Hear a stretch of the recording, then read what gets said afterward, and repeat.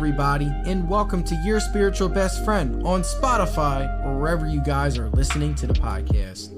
I am the host, Josh Sanchez, and the purpose of Your Spiritual Best Friend is to connect spirituality, mental health, and astrology all in one, because it's important for everyone to realize that we are all on our own spiritual journey at the end of the day.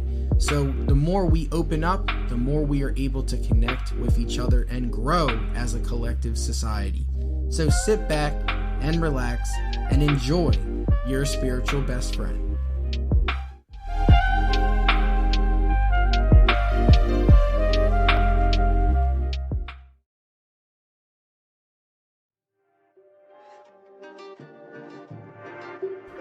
Hey everybody, and welcome back to the podcast. On today's episode, I got a chance to interview special guest Kevin Palmieri. Kevin is a podcast host and also a host of the Next Level podcast. Kevin has a passion for helping people, as he is also a life coach as well. Me and Kevin, we talk a lot about his journey from switching careers to getting into podcasting, rediscovering and refinding himself. And Kevin gives great advice to everybody that is struggling with finding themselves or has some self-doubts within their own head. Kevin is very passionate for helping people. You can check out all of Kevin's work and his podcast by clicking in the links in the show description. And like always, guys, please like, rate, and subscribe to the podcast on Spotify and Apple Podcasts. Your subscriptions will help boost the podcast overall. Also, do not forget to check out, I do astrology chart readings as well. Me and Kevin, we talk about that as well. It's really cool stuff. But that link will also be below for you guys to check out and listen. But without further ado, here is my conversation with Kevin.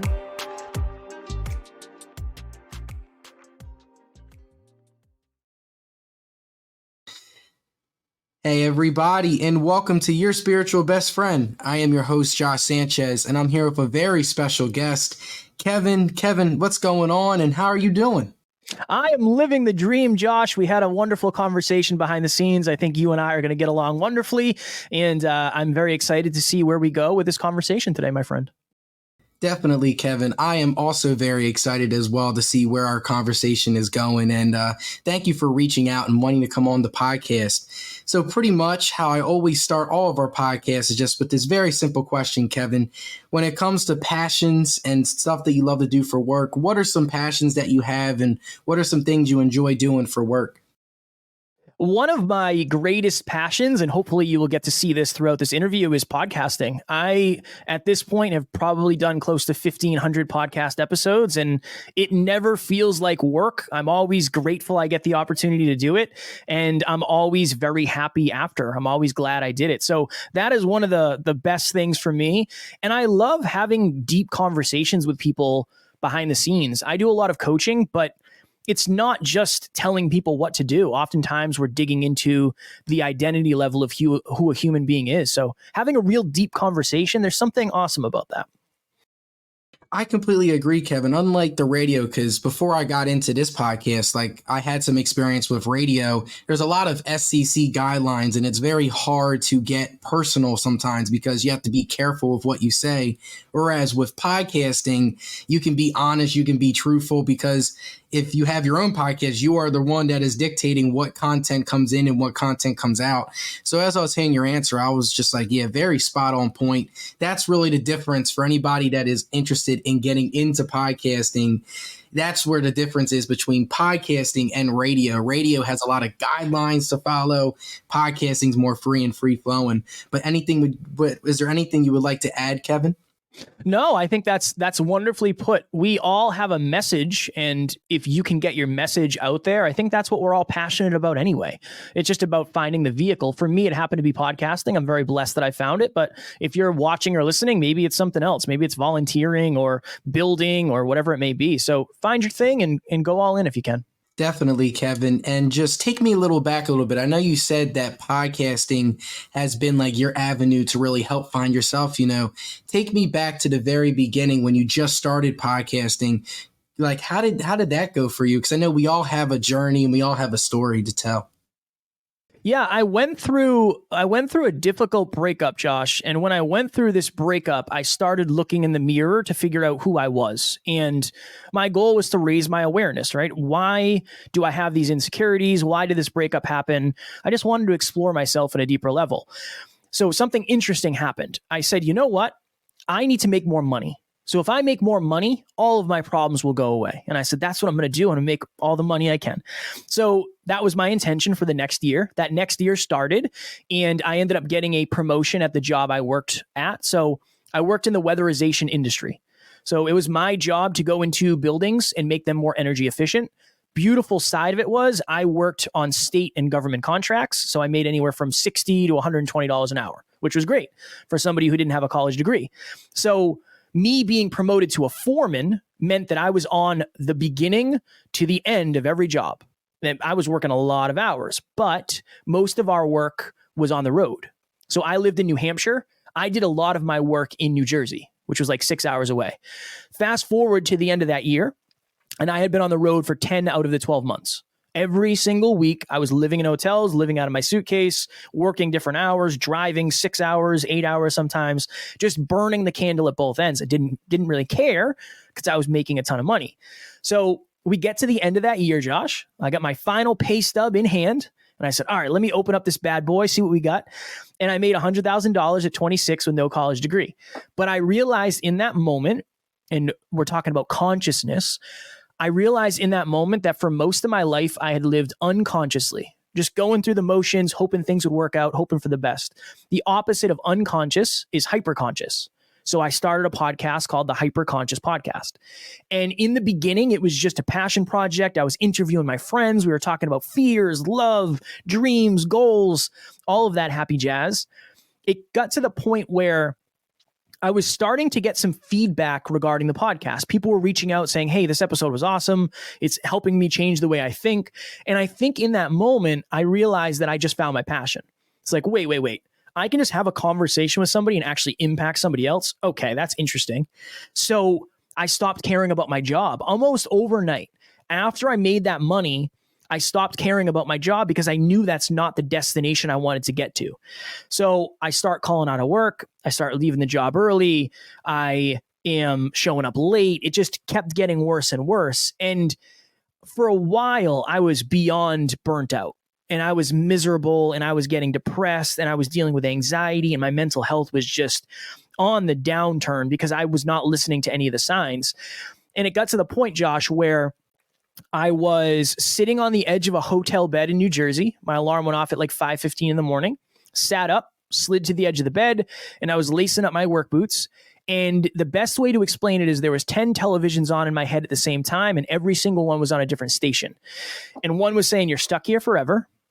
If you do leave this job, what will your friends think? If you do leave this job, what will your family think? And if you do leave this job, do you really think you can be a successful podcaster?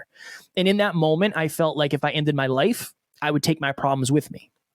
Now, luckily, I have a very tight-knit group of people around me. I have a small group, but very high quality. I reached out to my friend at the time, who is now my business partner and co-host and co-founder, told him what was going on.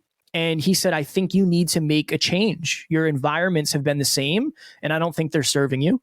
So I ended up leaving that job 3 or 4 months later and going full-time into what we're doing today. So it really, for me, started from a place of service and then saying, okay, I think I found what I'm passionate about. How do I ultimately turn that passion into some sort of money?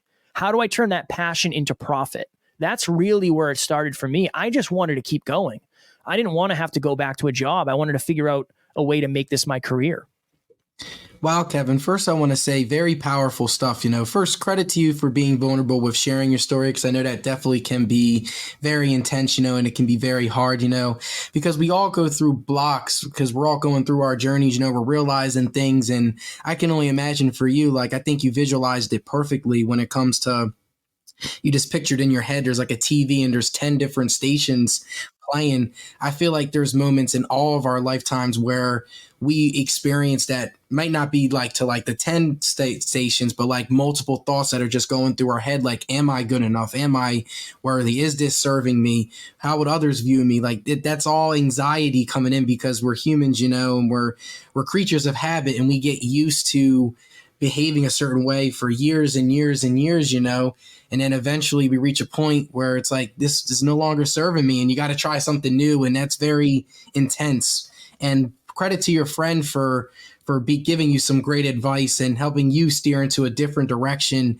And now I can definitely feel the passion and the drive that you have towards podcasting. So it's crazy how, like, in the very beginning, when we take that leap of faith, you never know what's going to happen. And there's so many anxieties and fears. But then now, you've been doing it for so long now and you've gotten some success with it. It's like, dang, like, if I viewed how I viewed myself the first day, like it's like night and day. It's great. So I just want to first say power to you, Kevin, for sharing your story. And I just want to let you know that you're not alone too. I definitely have moments in my own lifetime too, where like I just started grad school last year, and that whole process was like, am I on the right track? What are others going to view? Like, it's just anxiety. It's anxiety, mental health. It's so important for us to recenter, reground, and just reset, so that way we can connect more with our mind and spirit. So power to you, Kevin, for doing all that as well. But is there anything that you would like to add as well? Yeah. So this is what I always try to say. I want to make sure I'm never guilty of saying this was my rock bottom moment and now look at me where I am, because the 3 years after I left my job, so I think I left my job in 2017. The 3 years after I left that, like, initially were the hardest 3 years of my life. Being a very broke entrepreneur, my girlfriend, now wife, had to pay rent because I couldn't afford to pay rent. My car broke down. I couldn't afford to get it fixed. I was literally driving my car around with a hole in the engine. I don't even know if I had a registration. I didn't have an inspection sticker, and my brakes weren't working. So like, I was literally driving this thing to the studio to get these episodes done. I don't want people to think it went from the worst time to the best time, because there was a lot of dark nights in between, and I want to make sure I'm painting an accurate picture of the journey. Definitely, Kevin. And I think that is a very good point to add as well, because once we do transition, there's going to be that transition period where we're adjusting, we're figuring out, because I know for you, like, you've worked at a job that was very good financially, but it was not fulfilling you and filling that cup emotionally. So now you switch to something that it felt more you. There's going to be transition a little bit along the way. So I think that's a very good point to add, Kevin. And I really appreciate you sharing your story so far. But just continuing a little bit, I know now that you have done podcasting for so long, and I really like the idea of your podcast as well. Talk to me a little bit about how that journey's been a little bit as well, like interviewing guests and really just seeing your podcast evolve. How has that been for you? It's I still have days where I wake up, and so I'll just give you a number today. So I track our listens every day. I woke up today. I got up at 6. I came out. I fed the cats. I hung out with the cats for a little bit. I'm a cat dad. I love my kitties. And I came into the office and I said, all right, cool. Let me track the podcast listens. I do it every day. And I looked today, and I think we had 3,500 downloads or something today, which that we had 1,014 in our first year. So we had 3 times the listens today that we had in the first year. And that just is such a unique piece of perspective that if we quit in the first year, we never would have got here. And you never know what the future brings. You just got to trust that it's going to work out. You got to work like you know it's going to work out. So yeah, I think it's interesting, Josh, because I still have moments of doubt. I still have imposter syndrome at times. I still have limiting beliefs. For me, this journey has proved a lot about myself, to myself, of what I'm capable of. But I always have to check in on perspective and say, remember when going on one show a week scared you? Like, okay, cool. Now you do, 15 a week. Awesome. Remember when you had your first guest on and you thought you were going to pee your pants? Now you've had all these big time guests on. Awesome. You can do this. So yeah, it's interesting. For me, I pinch myself often and think, okay, it's amazing where you are. Obviously, we have a long way to go, but I think that any journey is going to teach you more about yourself than anything else. I've learned a lot about podcasting and speaking and sales and coaching and all that, but the thing I've learned the most about is me. And I don't think that is replaceable. And I don't think I would replace that with anything. So it's been an interesting journey. It's been a painful journey in terms of new awareness, but I'm just the most grateful, the most fulfilled. You used that word before. I'm the most fulfilled I've ever been because I get to do what I love every day. Yeah, and that is some powerful stuff as well, Kevin. And you made another good point too, that along our journeys, like it's not just going to be one set time where we take the time to reflect. It's going to be, for some people, it's daily reflection. For some people, it's weekly reflection. Like we are constantly going to have to reflect and check in with ourselves.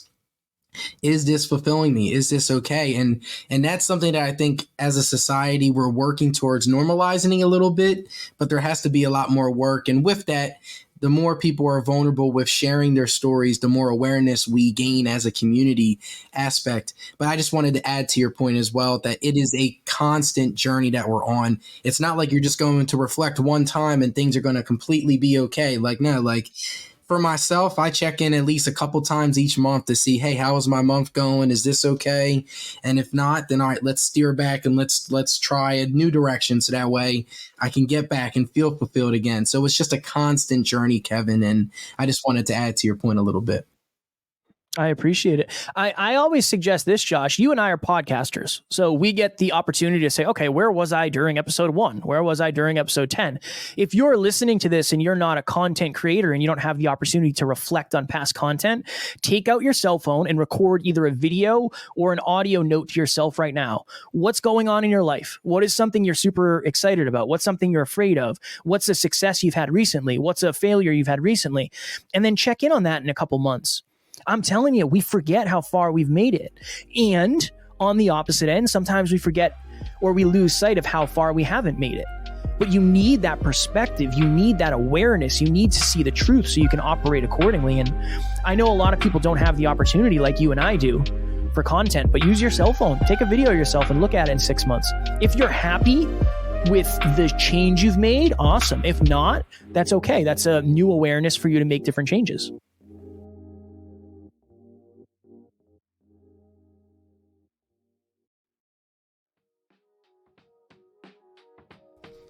Hey everyone, this episode is brought to you by Podcash as a collaboration between Racket and Stir.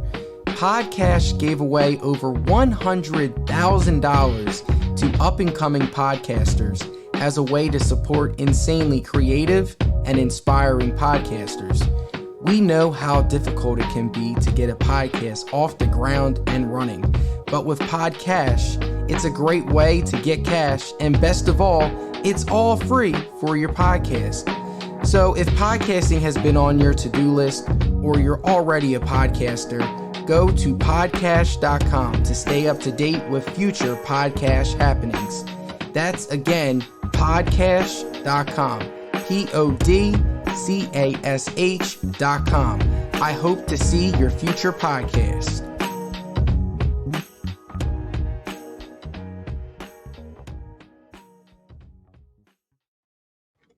Yeah, and that can be shown in so many different ways too. I like that idea, Kevin, because you're right. Because for us podcasting, we can see how we recorded episode 1. How was the audio? How did we sound? Did we not sound as confident compared to like episode 50 or episode, like as you keep going? So I think that's a really good point for people that are not content creators. Like right now, like record a quick 5-minute video, check in. If you have a journal some things that you've envisioned, like your life and how you're doing right now. And then check back in a couple months later to see like, hey, this is where I was then. And now here I am now. Am I on the right path? Am I happy? Am I doing this? I really think that's a great activity. And you can do it through a video. You could do it through an audio recording. You can write it down. There's so many different avenues that you guys can do. And I think that's a really good self-reflection exercise for you guys to do, because we're constantly checking in, resetting, and trying to, because we're humans. We're meant to grow, expand, and evolve. We're not just going to stay in one place forever. That's just very rarely does that happen. But Kevin, I've really enjoyed our conversation so far. I really appreciate your honesty and just how intuitive you are. You're very good at understanding yourself and appreciating yourself along the journey as well. I really appreciate that. Transitioning a little bit, relationships play a huge part in our lifetimes, obviously. And I know you mentioned in a couple answers that your current girlfriend had to help you during the rough times, you know. And my first question, just starting off our relationship topic, what are some qualities that you really look for, whether that's a business partnership, romantic relationship, and even like a close friendship? Great question. Great question. And so now she's my wife, which I'm grateful for. So I'm now married, which is even better.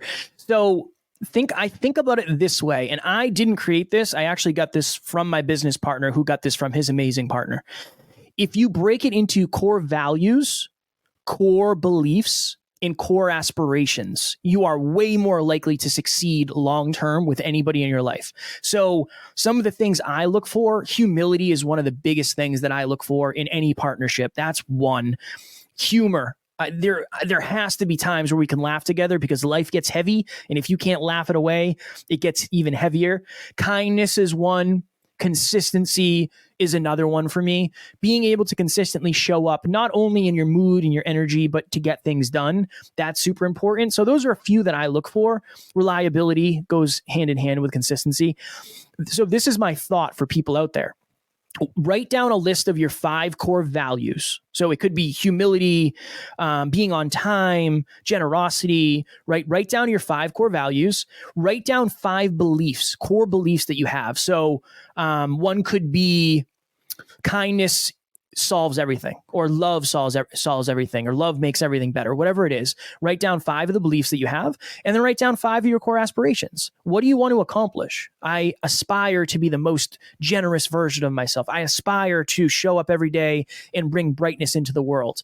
Then compare those to the people around you. And one of 2 things is going to happen. You're going to say, oh, that's why we get along so well.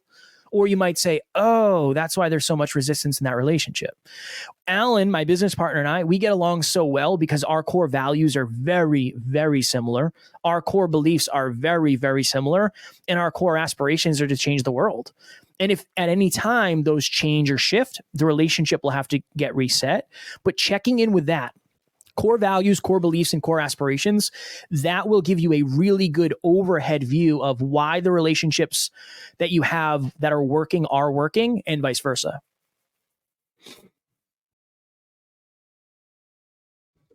Wow, Kevin. And I really like that exercise. Again, it's very similar to what I sort of been telling people as well when it comes to like, it's going to sound a little bit spiritual. So I'm just giving you a little prefaces, but it's like the idea of like, it's like a good ritual idea where it's called like manifestation. So what you do is like you jot down on a piece of paper, like, for me, I always say like the ideal partner, or like what does my like best friend look like, and you jot down qualities that you look for, and then it's powerful work, because as you're writing it down, it's like healing, because you're putting it out to the universe. Like this is the person and the people I want to surround myself with.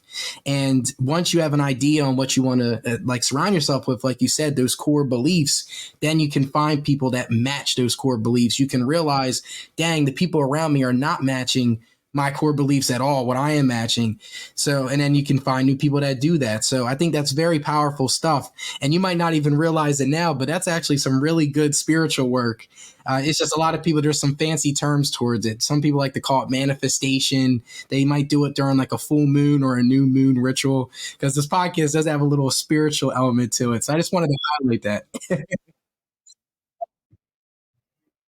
I was Josh, I'm guessing. I mean, it's called, what is it?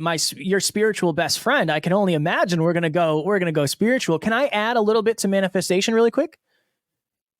So I think that a lot of people, The Secret is one of the top selling books of all time. The Secret is all about the law of attraction and manifestation. I think you can break it down into more of a specific formula. So think of it this way. When it comes to life, we have physical, mental, emotional, and spiritual.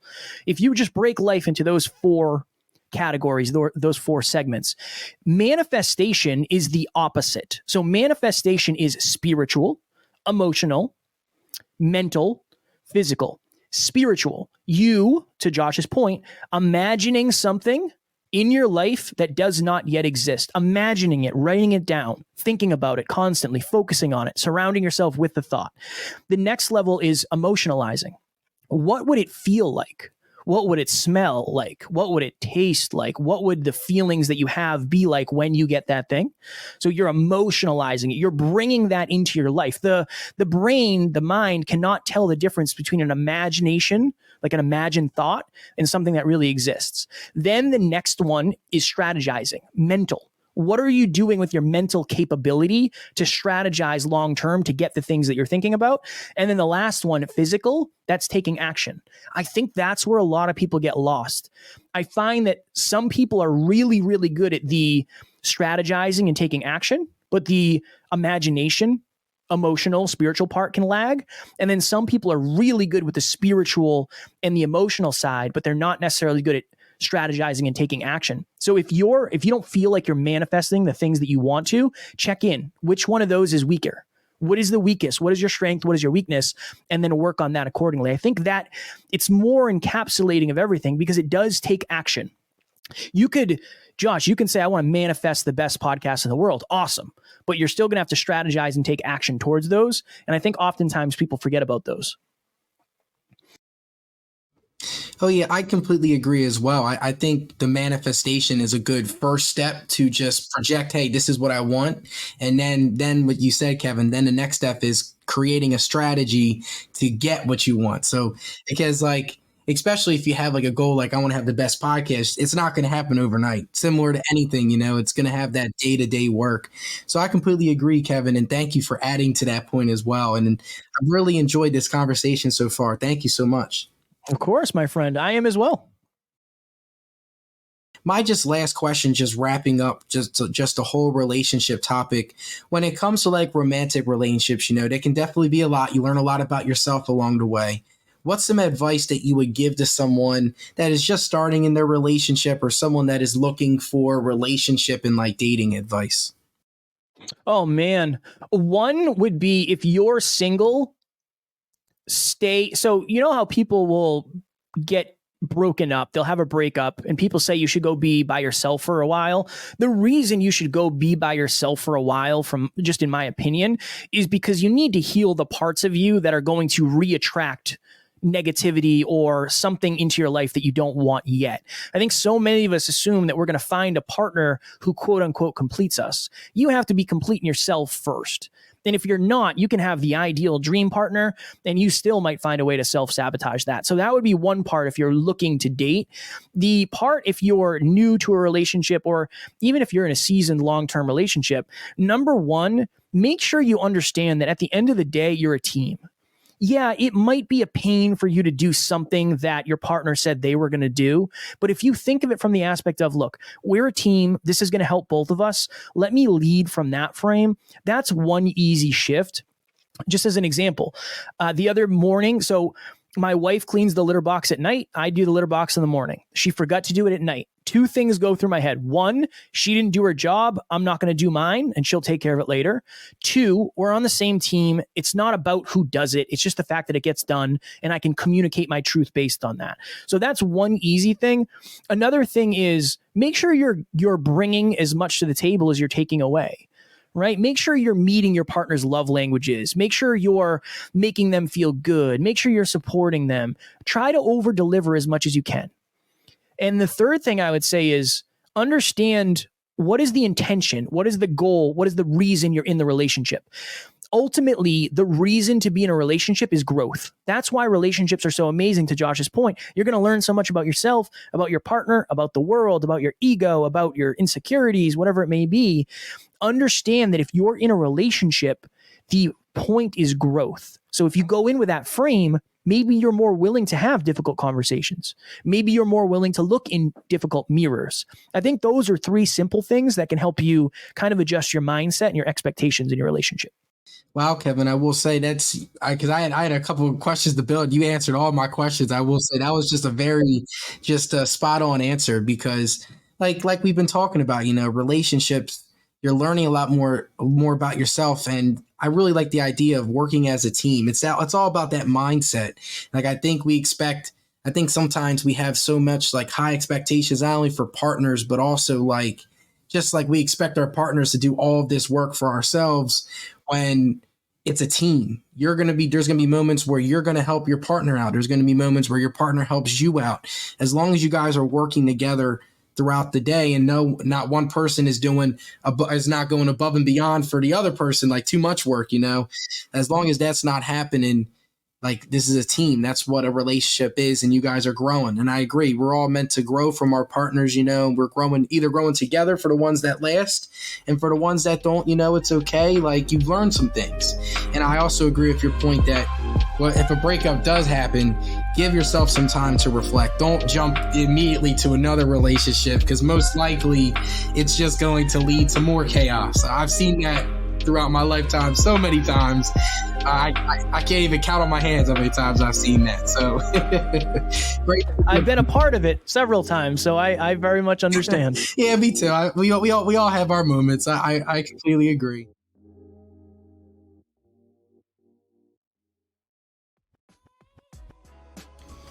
Hey everybody, I hope you guys are enjoying the podcast.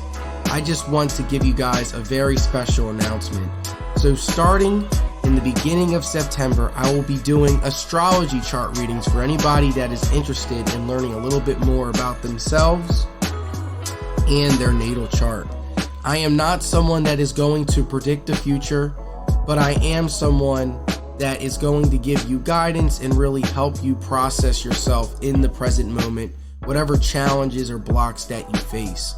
But you can click on the link in the show description to schedule a one-on-one meeting with me where you get your chart read, where it's going to be a very safe space for you guys to open up and share your own journeys, your own anxieties, fears, and I hope that we can both learn something from each other along the way. I do have a confidentiality agreement that everyone must sign and follow, and prices will vary depending on the income in which you guys make. I am someone that is very flexible and knows that we all have certain situations in life that can impact us financially, emotionally, anything pretty much. But it really is just a safe space for everyone to connect, grow, and learn some things about themselves. So again, you can check out that link to schedule a one-on-one call with me, Josh Sanchez, host of Your Spiritual Best Friend, and I hope to see everybody soon and to help you along the way on your own spiritual journey.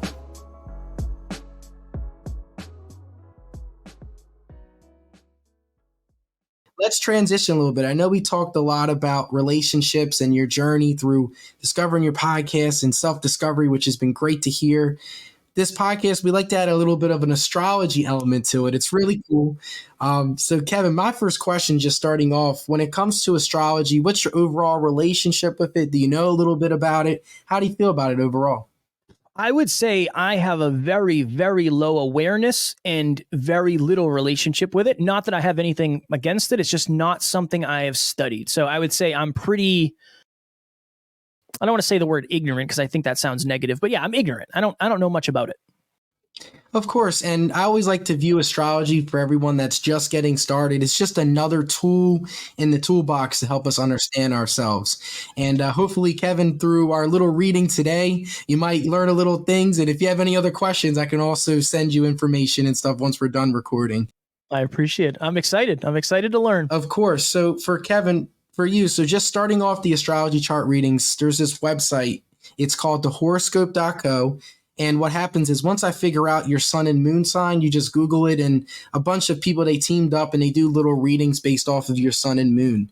So there's positives, there's negatives, there's perfect partner and advice. So as I give you a reading, just let me know how you feel about it.